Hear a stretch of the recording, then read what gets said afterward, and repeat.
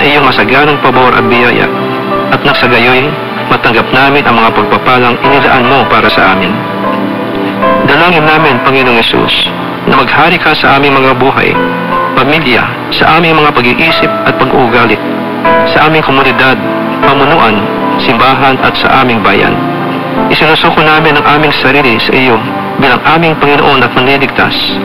Hiniling namin na iyong bantayan at pangalagaan kami sa araw-araw, ang aming pamilya, tahanan, negosyo, trabaho at paaralan, at iyong ilayo kami sa lahat ng kasamaan at kapahamakan. Naway kami ay iyong patatagin na kami ay laging makasunod sa iyong kautusan at makalakad sa katuwiran at pag-ibig sa kapwa. Panginoon, kami ay nanunumbalik sa iyo. Naway akayan mo kami sa mga landas na matuwid, alang-alang sa iyong pangalan. Maraming salamat, Panginoon, sa iyong pagtugon sa aming mga dalangin na ito, sa pangalan ni Jesus. Amen.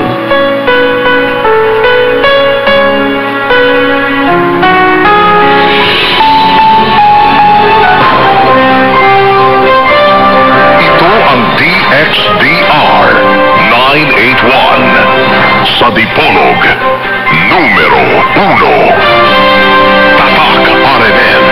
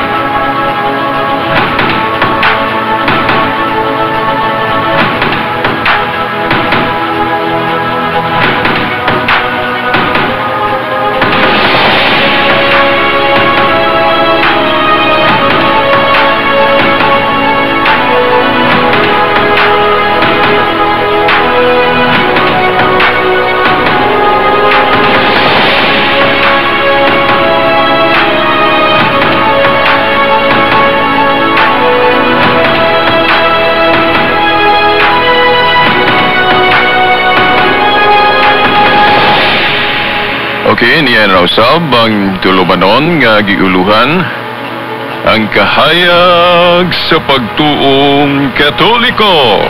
Uban gihapon niining ubos ninyong alagad sa mong tulumanon, Silbert Donduyano Sr. alias Veritas.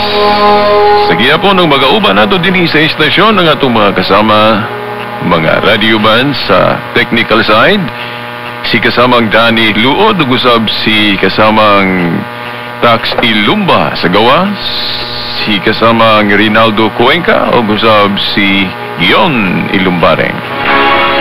Basta yun ang patimbaya sa gihapon sa atong amahan din sa istasyon, si kasamang radyoman Edgar Dagumo, uban na sa iyang mga kaubang mga radyoman. Mayong adlaw sa gihapon, adlaw sa Ginoo, kaninyong tanan.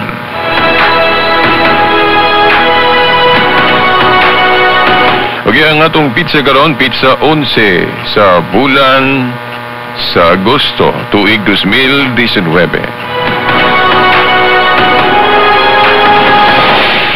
Okay, mga tinahod nga tigpaminaw, dili sa nato ipadayon karon ang tema.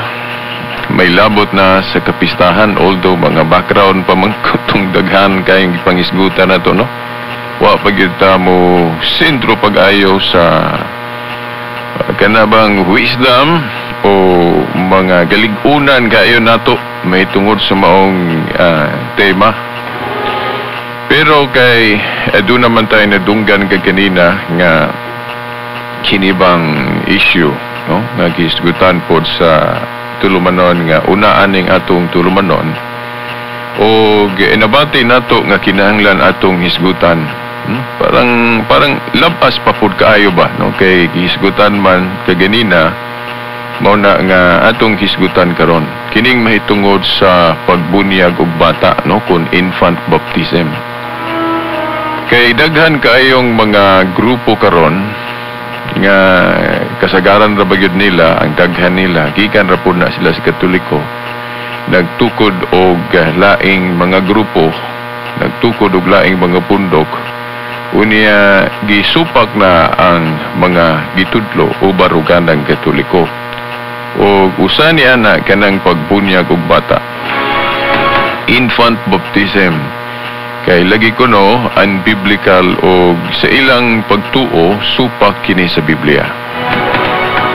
Mga igsuon, kung atong basahon ang Biblia, gikan gyud sa Genesis sama nas Book of Revelation, wala gyud tay mabasa. Wala gyud tay mabasa nga gidili ang pagbunyag og bata. Kana agong pagtulun-an nga bawal o gidili ang pagbunyag og bata, usa lang na ka pagsabot o interpretation sa mga nagbasa og Biblia. Pero wala gyoy kana bang mabasa. Bisan no panahon sa mga apostoles, wa gyoy mabasa nga gidili ang pagbunyag og bata. Balikon ko sa pag-ingon, pagpasiuna, kanang pagtulun-an nga gidili ang pagbunyag og bata, pagsabot lang na o a matter of interpretation sa mga pipila katudling sa Biblia, maong nakaingon sila ana. Now, hinoon basin mo ingon sila nga veritas. Wala lagi mabasa sa Biblia nga gidili, no, litra por litra gidili ang pagbunyag sa bata. Pero ana ay masabot o gi-implied. Okay, apil man ang implication, di ba? Kamu sa Katoliko, kamu mga Catholic faith defenders, mauman po na inyong baruganan. Basta dili gani litra por litra, gipasabot. Kay naa sa Nehemias 8:8 ilang gisabot ang nahisulat, mao nang nakasabot sila. So dili lang po di ay kay pangitaon lang yun ng litra. Sabton usab, apil ang pagsabot. Masabot man kuno diha sa Biblia nga gidili ang pagbunyag og bata. Ang teksto gyud ilang gamiton kana bang gihisgot ba nga ikinahanglan niini ang pagtuo. Kinahanglan niini nga mobilib sa ka mutuo sa ka ayha ka bunyagan, ayha ka bautismuhan. Dayon lain pa pod ang bautismuhan kanang maka hinulsol na o kana bang makarepent na. Ayha bunyagan.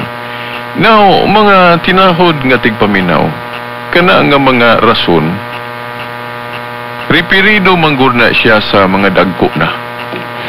No, kung ayohon yun na tuuning Biblia, kanang kinahanglan yun maghinulsol, o kana yung kinahanglan patuhuon sa, kanang gitawag og acquired nga pagtuo. Kanang panghuna-huna nga kinahanglan walihan sa, patuhuon sa, o kanang kinahanglan nga makarepent sa, repirido na sa mga dagko. Kay dili manggod parehas ang kaso, ang case sa mga batang masuso o wala pay buot o kanang mga dagko na, no? Sa Biblia mga tinahod nga tigpaminaw, by the way mo ato sa ning diretsoon og kanabang usa ka pintok jug ayong tubag bisan dili pa nako ma-explain og ayo ha, kay kini ra bang atong oras ko ani kanang 30 minutos lang. So taas ra ba kay ko mo explain, mao nang sa dili pa ko mo explain og ayo nga kanang taas ako sa nang tubagon og mubo nga pintok jug ayong pagkatubag. O di ba kanang mubo nga pagkatubag ba. Now ina nilang kanang bautismo god sa Kristyanismo mao na ang giilis o gihulip o katumanan sa kadtong tuli o circumcision sa daan. Di ba? Kay sa bag-ong kasabutan god doon na may mga kausaban. Kay ang bag-ong kasabutan sumala sa Jeremias 31 tudling 31-32 gitagna nga lahi ang bag-ong kasabutan. Niya, ingon ni Pablo nga ang daang kasabutan iyang gipasabot sa Colosas 2:14 hangtod sa 16-17 nga ang bag-ong kasabutan, ang katong daan kunong kasabutan isipon nga landong o shadow.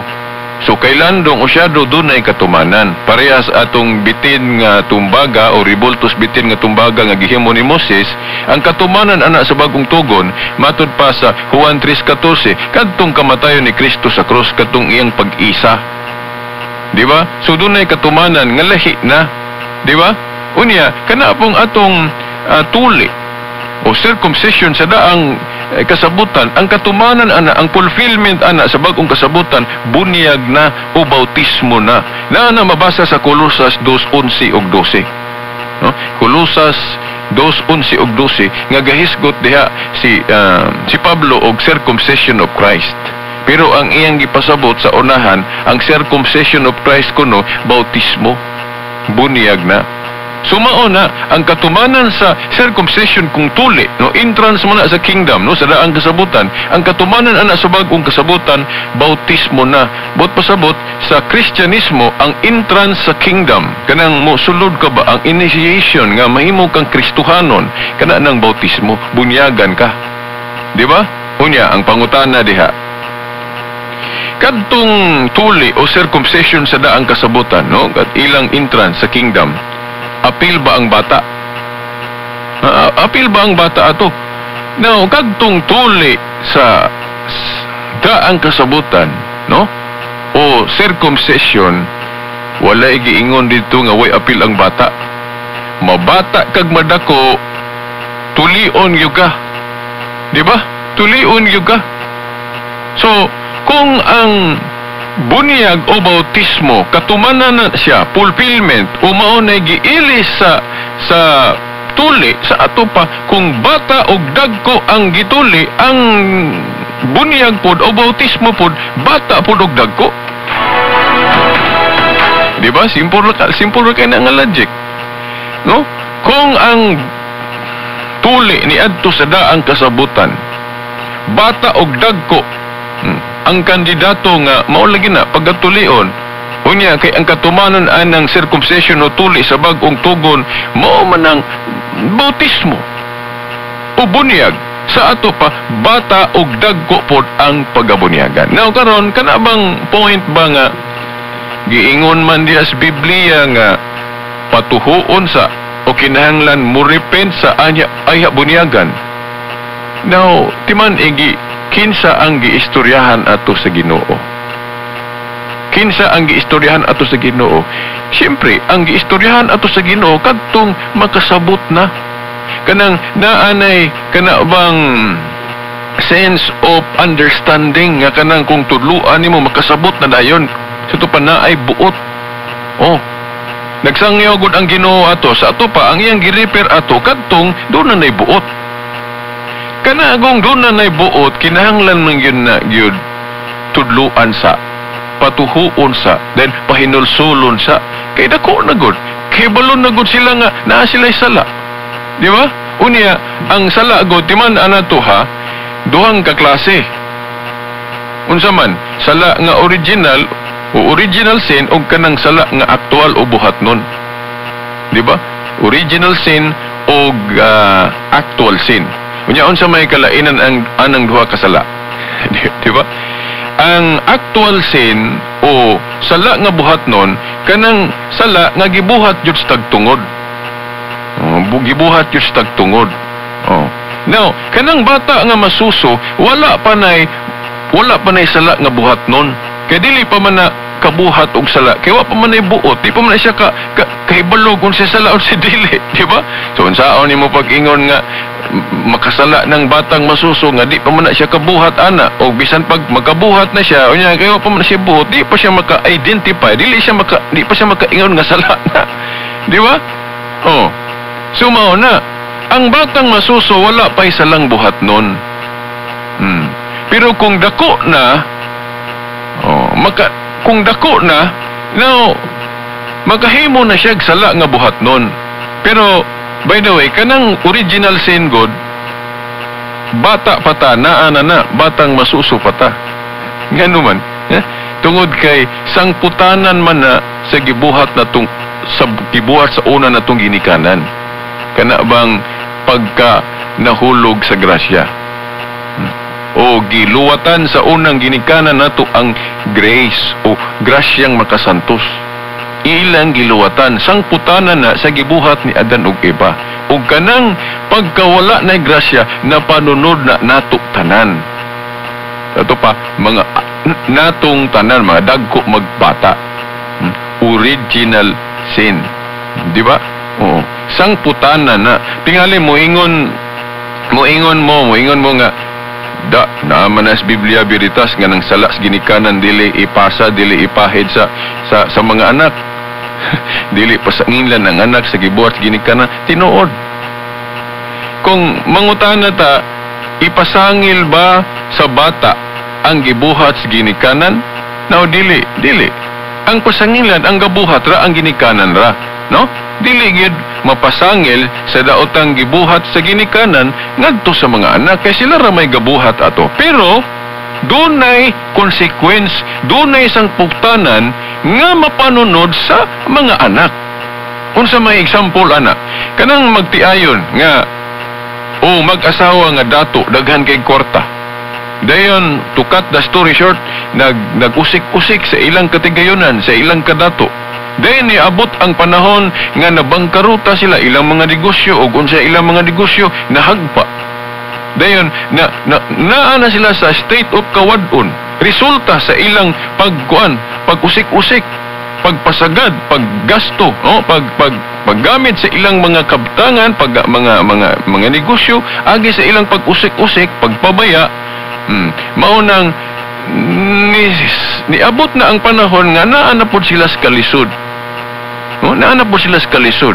Now, ang pangutana, kinsay pasanginlan sa gibuhat nga pag-usik-usik, pagpasagad? Ang mga bata ba? Wala giingon sa istorya. Kay ang giingon sa istorya, ang gausik-usik, ginikanan raman.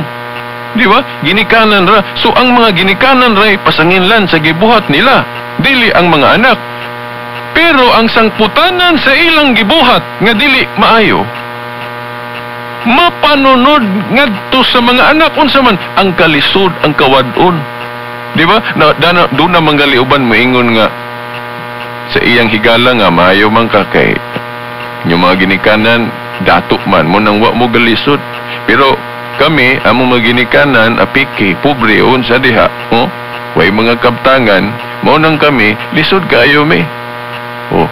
Nganong makaingon man ta ana tungod kay ang sangputanan mapanunod. Mao na ang gibuhat ni Adan ug Eva, ang pasanginlan sa ilang dili mao nga desisyon sila ra. Pero ang sangputanan sa ilang gibuhat, unsa may sangputanan sa ilang gibuhat, kanang pagka naluwatan nila sa grasya.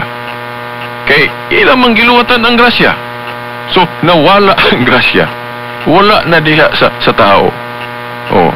So maunay na panunod nato. Sa bata pa na panunod na nato mo na gitawag og original sin, absence of grace. Asa na nato mabasa sa atong librong Katoliko? Katekismo. Tingali maingon sila gidugangan man niyo ng Biblia Veritas o katekismo. Now, kanang diha sa katekismo nato diha atong mga explicit statement sa pagtulunan. Pero dili nabot pasabot, wala na gibasihan sa Biblia. Sa Biblia implied lang. Asa gipasabot sa Biblia nga naagi original sin. Na Isaias 48:8 kung ako malimot, no? Naghisgot diha nga gitawag nagmalapaso na pagali sa bata pagani. Then sa Salmo 51:5 maupod. Gitawag nagmalapason o daotan bata pa. Di ba? Unsa man ang salaa diha nga bata pa gitawag nagmalapason. Di ba? Dili na salang buhat nun. Mo na gitawag og original sin, absence of grace. Mao na. So kay ang bata nga masuso na may original sin gipasabot man sa Biblia, no? Gipasabot ta dili man unta makabasa sa Biblia og original sin. Pero ang gihinganlan ng terminoha na sa Biblia kanang nabang pagkawalay na wala na'y grasya kay naluwatan ni Adan ug Eva, mapanunod na sa bata ang kawala na'y grasya. Mao na nga ibalik na ug ang paagi sa pagbalik ana diri sa bag-ong tugon gitudluan ta, no? Pag-erase anang tanang klase sa sala bunyag man sumunang ang bata kandidato gis bunyag. Pero ang logic yun ana, nganong ang bata di na kinahanglang walihan kanang batang masuso. Ang argumento ni Saint Augustine ako mong sultian kuha pa mo kahibalo, no? Unsa may argumento ni Saint Augustine? Nganong ang batang masuso dili na kinahanglan pang walihan ay bunyagan tungod kay ang sala nga naa niya kana lang original sin nga nitapot na nga wala siya pahibaw may katarungan nga kuhaon po na nga dili siya pahibawon. Di ba? Balikon ko sa pag-ingon ang argumento ni San Agustin. Kanang original sin nga naa sa bata, dili man na sa lang buhat nun, dili man siya mo'y agi ana. Nitapot na nga wa siya pahibaw kay sangputanan raman na sa gibuhat sa unang ginikanan. Nitapot ko nun ang original sin nga wala siya pahibaw kay ang gahimo lagi ana kanang ang paghimo anang sala mga ginikanan raman. O, ang iyang napadunod kana ramang pagkawala na grasya, nitapot na nga wala siya pahibaw may katarungan nga kuhaon po na nga dili siya pahibawon. So mao na rason nga nung bunyagan na siya kay ano man buhat raman na ginikanan ang napanunod raman na niya. Pero kung dako na mo na lahi na ning kaso sa dako na. Kay ang dako na duna na siya kaugalingong sala nga gibuhat. Kung dako na, naa naman siya kaugalingong nabuhat nga sala. Kung wa pa gid siya mabunyagi, so duha ang iya original sin ang pagkawala na grasya og salang buhat nun. So mao na hinungdan nga si Kristo ang iya pong gisultian nato mga dagko man tutanan kay ang magkasabot na gud sa wali. Kung dako na, kinahanglan gyud na walihan, patuhuon, kinahanglan pahinulsulon kay naa naman siya kaugalingong sala. Kuha ninyo ang logic sa pagtulon ang Katoliko.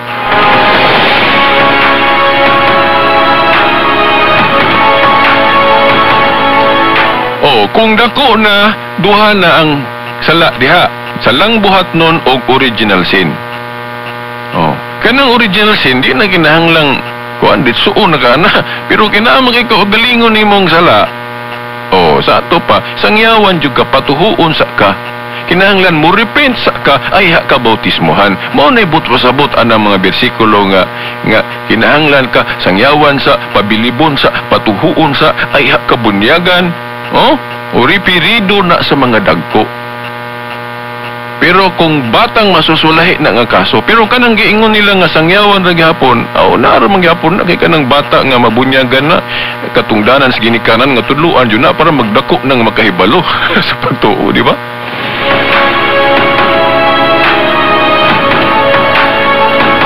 Unya mga igsuon, sila may giingon, di ba, nga apil ang pagsabot. Tulo ka kaso diha, basahan ninyo sa 1 Corinthians, nalimot ko sa bersikulo kay wa man ko na giandam kay wa ko magdahom nga mo na akong isgutan ron. Okay, giisgutan man ko na atong unang programa mo nang hinanali nga akong giisgutan ni karon. Sa Corinthians na ay pagbunyag diha og tibuok panimalay. Tungkang Lydia ba ito nga panimalay, tibuok panimalay. Unya diha sa Book of Acts pod burag duha na siya ka instance diha nga gabunyag og tibuok panimalay. Kana lang masabot nga apil ang bata kay di man kakaingon nga walay bata diha sa tibuok panimalay. Gabunyag og tibuok panimalay dili pod noong may kaingon nga naagi bata. Pero kung moingon ka nga wa agi bata, espekulasyon ra. Kung moingon pod mi nga naay bata, espekulasyon ra pod gihapon. Di ba? Unsaon man na pagsulbad kay ang duha ka interpretasyon puros man espekulasyon kay wa man gyud ta kakita kay wa may video ng Biblia, di ba? Kanang pagbunyag og tibuok panimalay. Sabton ba na nga naadyoy bata? Now, kung walay video nga nakita diha kay wa may video ng Biblia, so both interpretation dili siya objective, puro siya espekulasyon. Di ba? Pero kung mangutan-on nimo ang Katoliko, giunsa man ninyo pagsiguro nga naay bata, tradisyon. Kay ang wala makita das Biblia, kanang gipasa-pasa lang ang ilang nakita, sugilon lang, ilang man nang ipanugilon pod sa ilang mga sumusunod, mo na gitawag na tong tradisyon. Tradisyon, klaro man na. Kanang pagbunyag og bata. Pero ang explicit statement gyud nga naay pagbunyag og bata diri na makita nato sa mga libro, mga ikaduhang century na, 2nd century. Kay sa Biblia, mga pagpasabot raman, di ba? Wa jud tay mabasa no sa Biblia litra por litra nga nagbunyag og bata. Namang litra por litra, pero masabot lang kay naa may pagbunyag og tibuok panimalay. Kunya, kana pong saad sa bunyag, buhat 2:38 ug 39, wala man giingon diha nga way apil ang bata. Kaninyo giingnan niya ang mga dagko og sa inyong mga anak, basahan ko ninyo buhat 2:38 ug 39 nga kanang bunyag, kanang sa ara sa mga dagko og sa mga anak, children. Basahan ninyo buhat 2:38 ug 39.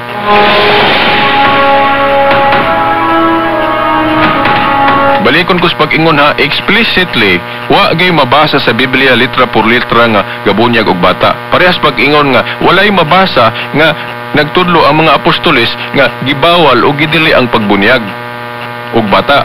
Walay mabasa na. Way mabasa nga gibunyagan ng bata litra por litra pero naay masabot kanang pagbunyag og tibuok panimalay ug kanang saad pud sa bunyag sa buhat 2:38 ug 39 nga alang sa mga dagko ug mga children. Sa to pa masabot lang. Pero sa tradisyon o history, klaro kayo na nga apil ang bata sa pagbunyag. Daghan pa untang angin na to isgutan ana, pero wala na tayo igong panahon.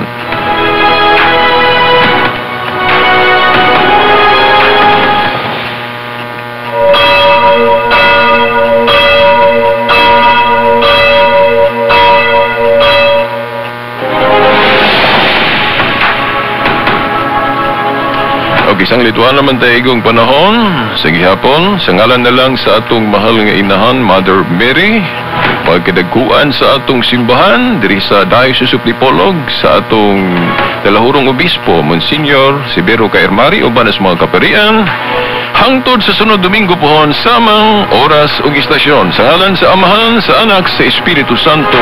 Amen. TXDR, Tatak RMN.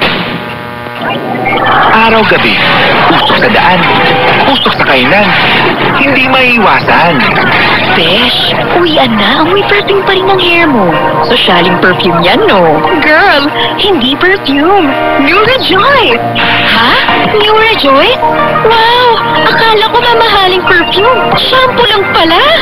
Yes, with New Rejoice Perfume Shampoo, you get smooth hair with all-day perfume bango. With regular use, lasts up to 24 hours. So, kaya papalit ako og Tide, Katong bago? Pwede. Katong sinaw? Oo! Katong best ever formula sa Tide? Oo! Ate, Tide Perfect Clean man gud ang tawagana. Aron no bitin clean, Tide Perfect Clean ang isulti. Timon aron no bitin clean, Tide Perfect Clean ang